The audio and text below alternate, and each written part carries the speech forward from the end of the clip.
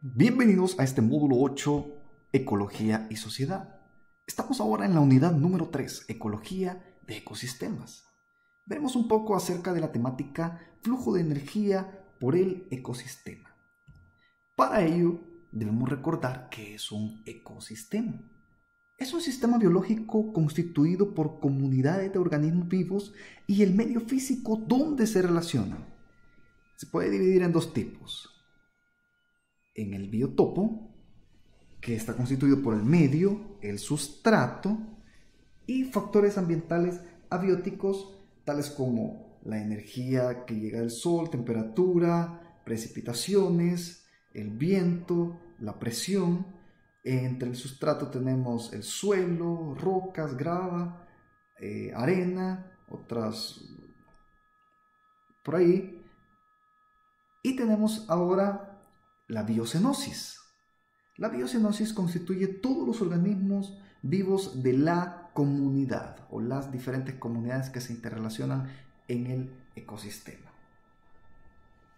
A diferencia de las poblaciones y comunidades, los ecosistemas presentan dos características fundamentales, las cuales son flujo de energía y ciclo de materiales o ciclos químicos o biogeoquímicos, como se conocen en algunos textos. Las leyes de la termodinámica también contribuyen a la comprensión del flujo de energía, que la fuente más importante de energía en el ecosistema es la energía proveniente del sol, la energía lumínica, la cual absorben los productores. De los productores, vemos esta flechita anaranjada, pasa a los consumidores y la energía fluye a otros consumidores hasta llegar a los descomponedores. Los descomponedores reciben una gran cantidad también de energía, pero toda esa energía también se dispersa en el ambiente en forma de calor o energía no biológicamente útil. También se tienen los ciclos químicos o biogeoquímicos, entre los cuales se tiene el ciclo del carbono, ciclo del nitrógeno, ciclo del azufre, ciclo de fósforo y el ciclo del agua. Si nosotros somos curiosos, nosotros tenemos acá básicamente los bioelementos primarios que forman las 4 biomoléculas más importantes. Los que nosotros hemos conocido comúnmente como CHOMPs: carbono, hidrógeno, oxígeno, nitrógeno, azufre y fósforo.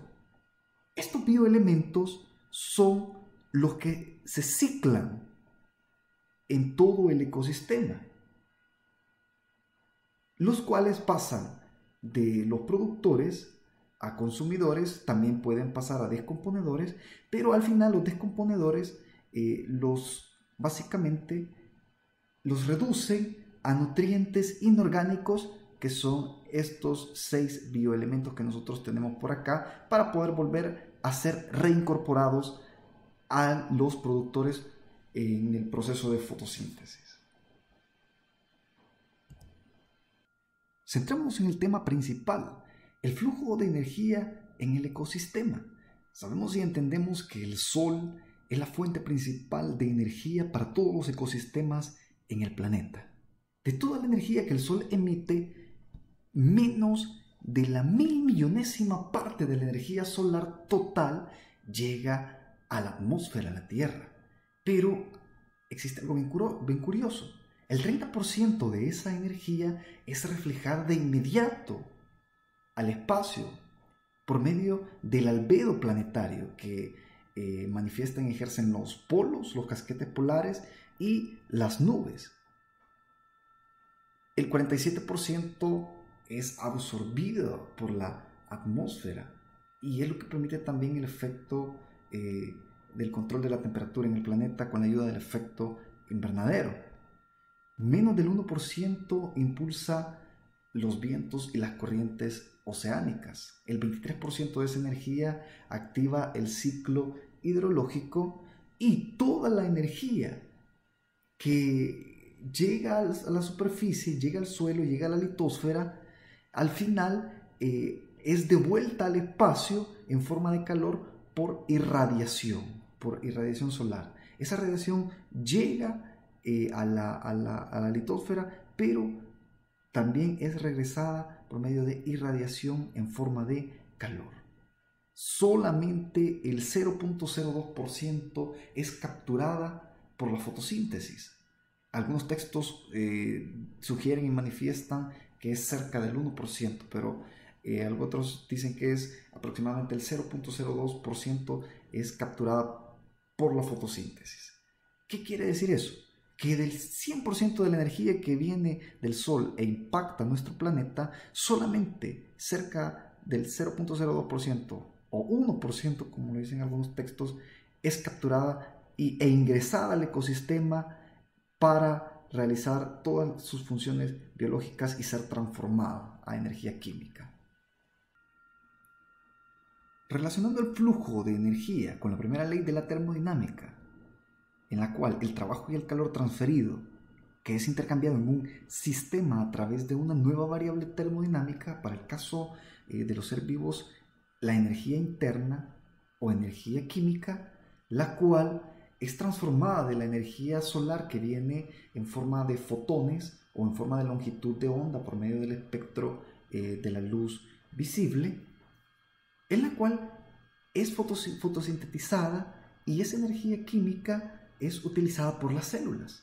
Después de ser utilizada, cierta energía es liberada en forma de calor, que no es un tipo de energía biológicamente útil, pero otra parte de la energía fluye a través de los organismos, por lo cual está muy bien dicho el enunciado, que la energía no se crea ni se destruye, solamente se va transformando.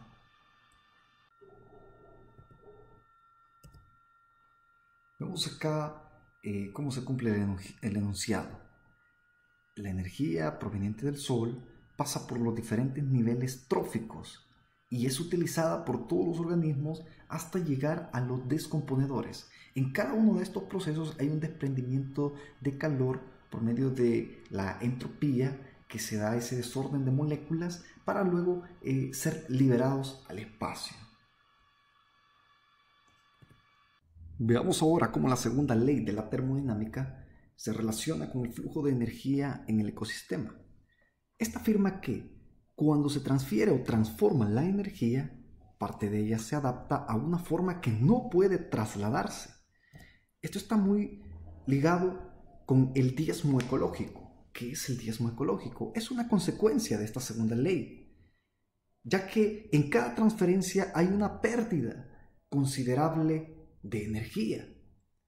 A esto se define como parte de la eficiencia trófica, que generalmente es aproximadamente del 10%, por eso se le llama ley del diezmo. En algunas especies varía alrededor del 5 al 20% en diferentes ecosistemas. Es decir, que el 90% de la energía disponible en un nivel trófico generalmente no se transfiere al siguiente. Veamos ahora. La energía principal que reciben los ecosistemas proviene del Sol. Solamente el 1% de toda la energía que llega a la Tierra, o vimos anteriormente que cerca del 0.02%, bueno, no vamos a definir esto ahora, pero ese pequeño porcentaje ingresa al ecosistema e ingresa hacia los productores. Luego, el siguiente consumidor, que es el consumidor primario, solamente el 10% de la energía se transfiere hacia él. ¿Qué significa esto? Que de 1000 calorías que los productores pudieron producir, el consumidor primario solamente obtiene 100 calorías. El otro 90% se utiliza para reproducción, para crecimiento, para otras actividades metabólicas de los seres vivos. Ahora veamos, el consumidor secundario. Si el consumidor primario solamente percibió 100 calorías, el consumidor secundario solamente percibirá, o solamente el flujo de energía será del 10%, o sea que tendrá disponible 10 calorías. ¿Qué hizo el consumidor primario con el otro 90% de la energía? Lo utilizó para movimiento, para desplazamiento, para seguir reproduciéndose, etc. Y ahora veamos acá este eslabón como el consumidor terciario. Al depredar al consumidor secundario, energía transferida hacia él es el 10%, del cual de 10 calorías es una caloría la que le corresponde. Para entender ese flujo continuo en las cadenas tróficas, debemos relacionarlos también con las redes tróficas. Una red trófica es un conjunto de cadenas tróficas o alimentarias de un ecosistema, las cuales están interconectadas entre sí mediante relaciones de alimentación, como lo vemos por acá. Para entenderlo mejor, veamos este pequeño esquema en el cual en el primer nivel trófico se encuentran básicamente las plantas o todos los fotosintetizadores.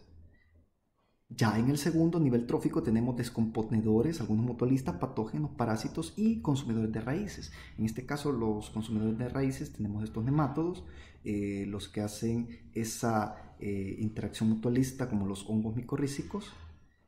Y tenemos acá también las bacterias que consumen la materia orgánica de los restos de las plantas cuando se descomponen en el suelo.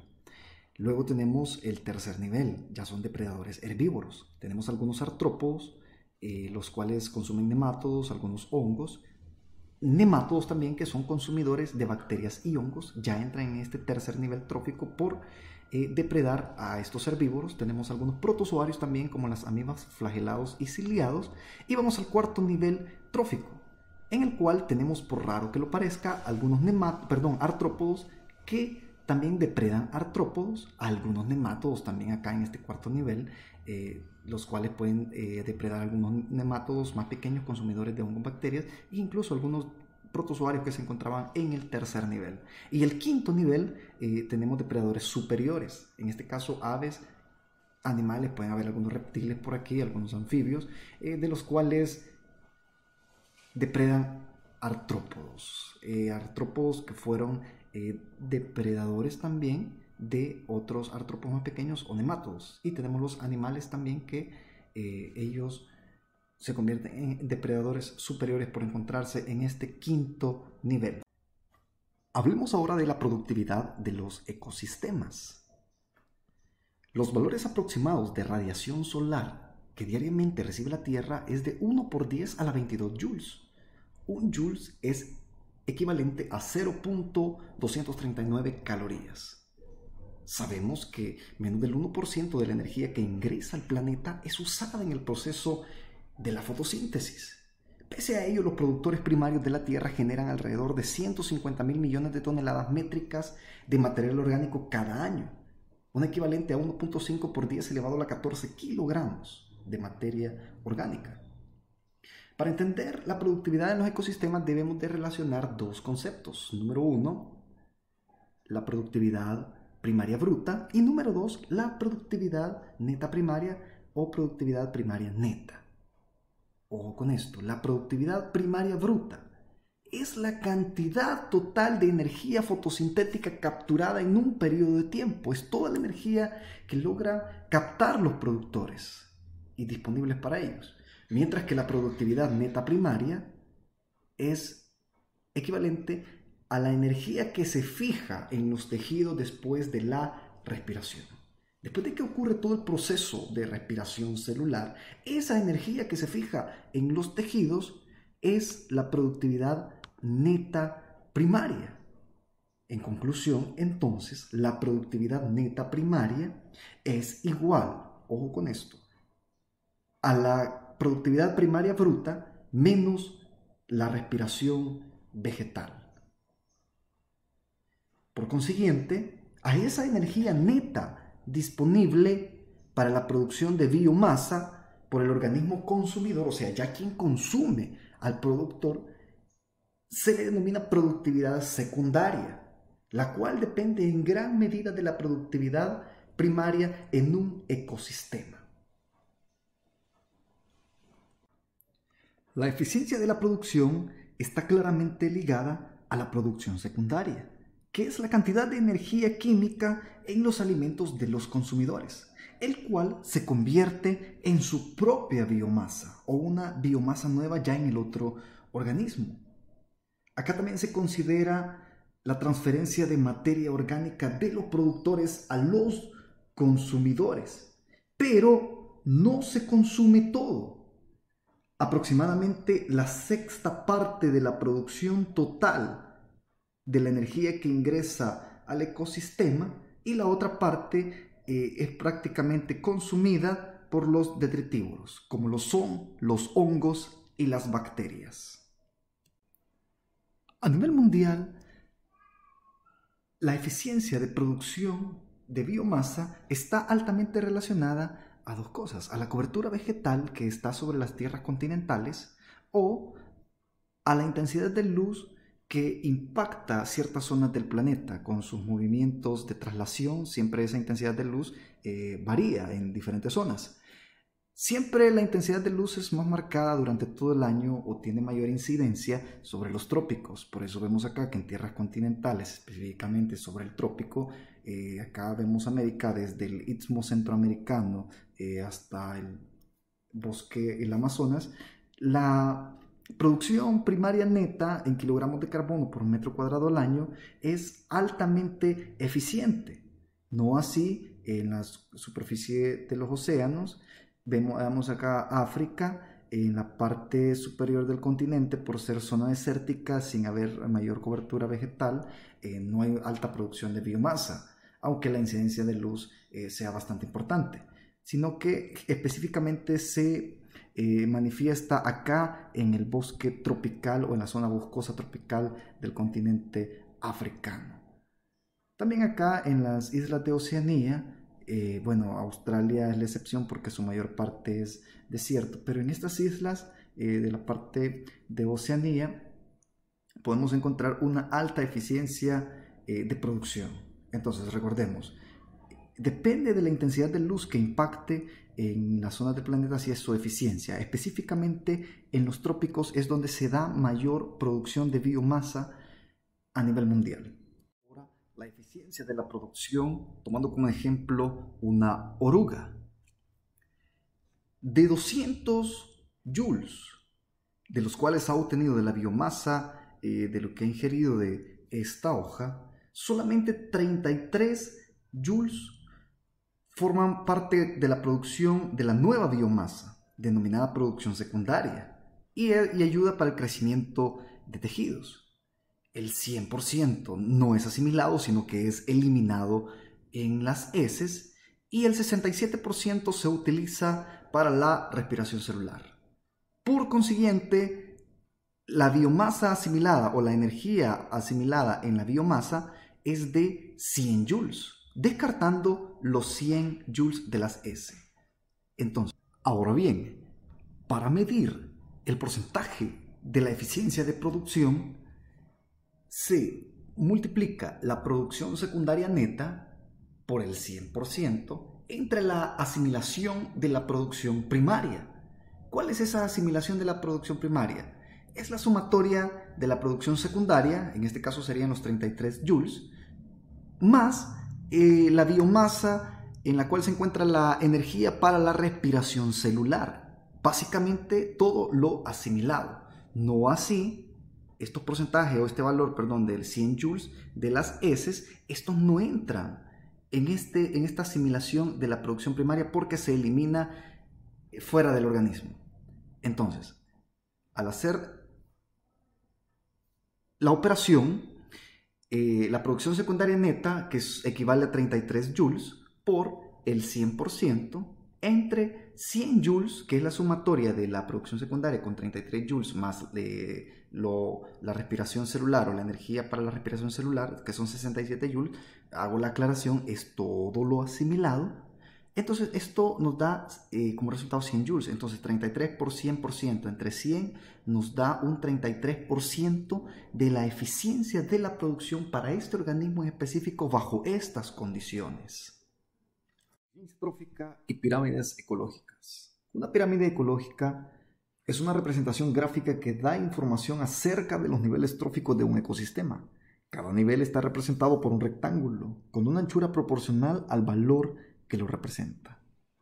La primera es la pirámide de energía, en la cual, como lo vimos anteriormente, siguiendo la ley o las proporciones del diezmo ecológico, las proporciones de los fotosintetizadores o de los seres autótrofos o productores siempre son mayores que las de los consumidores primarios, el cual va de una manera escalonada al consumidor secundario y al consumidor terciario en su flujo de energía o kilocalorías transmitidas. La pirámide de biomasa, en este caso, lo tenemos por medidas de gramos sobre metro cúbico en relación a cuánta masa produce cada uno de sus eslabones o niveles tróficos.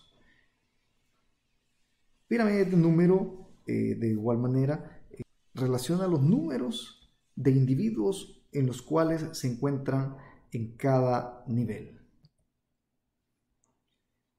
Pero no todo es lo que parece. ¿Por qué? Porque en algunos casos pueden existir ejemplos de pirámides de biomasa invertida o efectos finales de biomagnificación. ¿Qué quiere decir esto? Comencemos con las pirámides de biomasa invertida.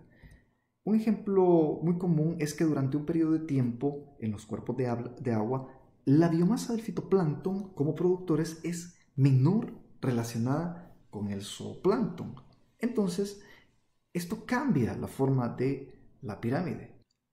Por su parte, la biomagnificación se representa en bajas concentraciones en organismos al principio de la cadena trófica y en mayor proporción a medida que se asciende en dicha cadena. Esto significa que las presas tienen menor concentración de sustancias tóxicas que el predador. Esto, para llegar a los efectos finales de biomagnificación, pasa por 3 estadios. Veamos este ejemplo con el DDT. Primero se da la bioacumulación, que es la captación química del medio biótico. El DDT queda en concentraciones en el agua, es captado en algas y plantas, veamos solamente 0.04 partes por millón. Luego se da la bioconcentración. Acá se da una acumulación en el tiempo del químico, o en algunos casos también se da en metales pesados, como el caso de la minería. Y esta concentración hace que le afecte tanto fisiológica, metabólica y enzimáticamente, y lo que provoca desnutrición en los organismos. Y al final se tiene la biomagnificación, cuando la concentración de los químicos pasa de un nivel trófico al próximo. Ahí ya se conoce como biomagnificación. Y crece exponencialmente su concentración. Y además, la liberación del químico o metal pesado en el organismo es mucho más lenta que el de la concentración misma. Por lo tanto, se biomagnifica el problema y puede ser incluso un problema que afecte al ser humano al consumir cualquiera de estos organismos. Veámoslo ahora en relaciones con la pirámide trófica. Veamos cómo las concentraciones por millón, en este caso estamos analizando el DDT, es menor en los primeros organismos que entran en contacto con este químico. En el caso de los productores tenemos que solamente un 0.04% de parte por millón, ya el consumidor primario, el camarón, un 0.16%, la anguila americana, un 0.28%, el pez aguja del Atlántico, un 2.07% parte por millón, y al final el último consumidor, el consumidor terciario, como la gaviota con anillo de identificación, se ha biomagnificado o se ha magnificado la concentración del químico en sus tejidos a un 75.5 partes por millón. Bueno, un saludo. Muchas bendiciones para cada uno de ustedes.